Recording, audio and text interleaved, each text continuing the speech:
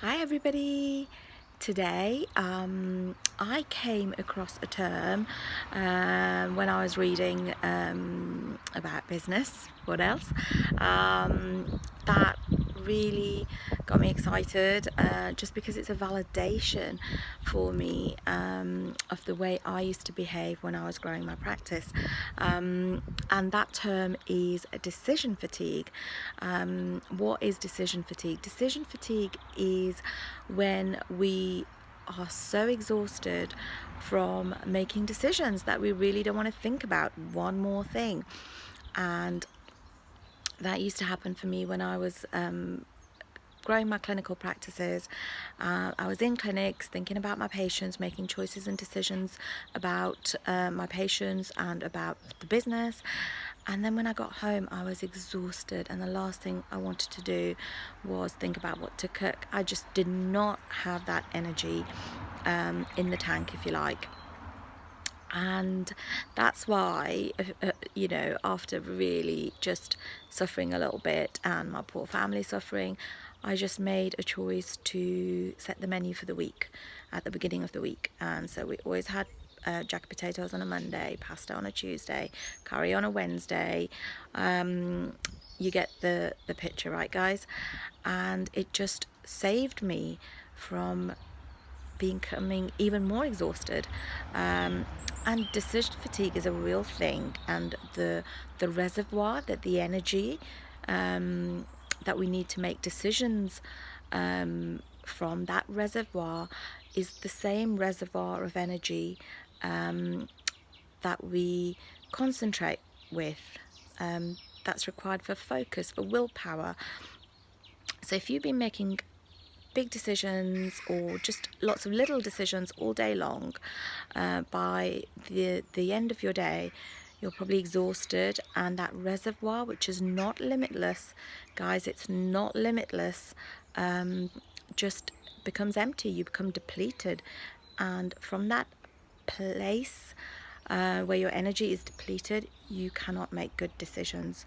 So if you are hiring somebody and you interview and you've had a very, very exhausting day, or if you need to make investment decisions for your business, and you make them when you are suffering from decision fatigue, chances are that those decisions may not be the best decisions. So what can you do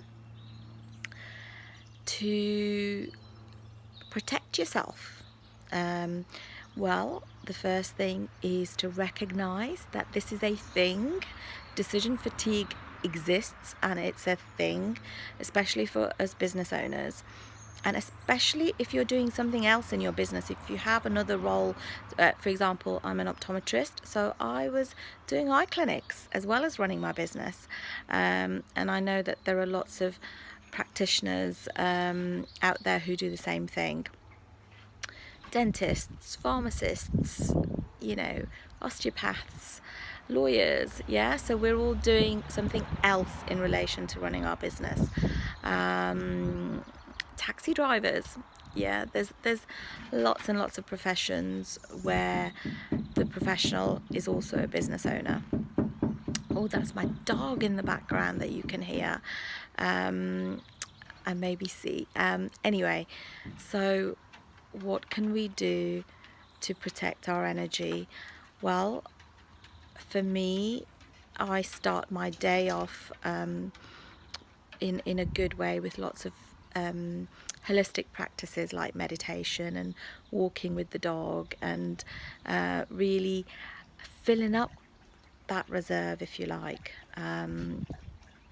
But I also make a conscious choice not to plan certain things into the diary which I know require a lot more from me, and I did that intuitively. I just didn't realize that it was because of decision fatigue and my experience with it that I was that I'd got into this habit. And good habits which help you conserve your energy are so important. So apparently Barack Obama only ever wore blue or grey suits, so he didn't have to decide.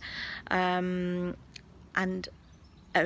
went to the gym every morning at 7:30, had breakfast at a specific time, and it's really because so it was set so he didn't have to make decisions about those things which would then exhaust him, and left his mind free and more able to make the more important decisions about how to run the country. So that's really what I wanted to share with you today. And I would love to know if you have experienced decision fatigue now that you recognize perhaps what it is, and what steps could you take or have you taken to help you cope with this.